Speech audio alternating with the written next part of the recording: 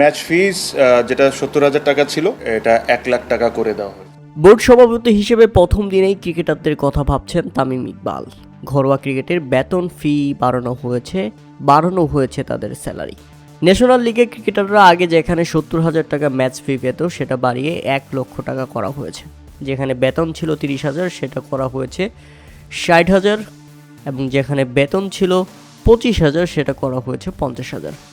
নারীদের ক্রিকেটে যেখানে তারা প্রত্যেক ম্যাচের জন্য পেত 5,000 টাকা করে সেটা করা হয়েছে এখন 15,000, আর যারা 10,000 পেত তার সেটা করা হয়েছে 20,000।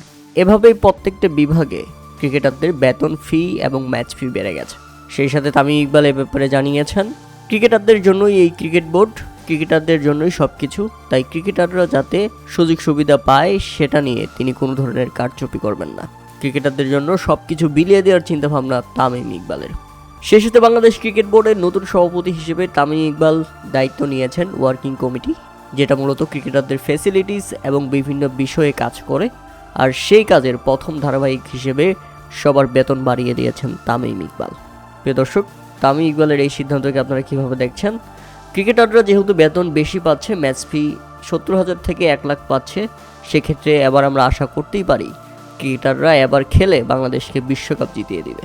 কারণ বেতন নিচ্ছে, পারফরমেন্স তো করতেই হবে।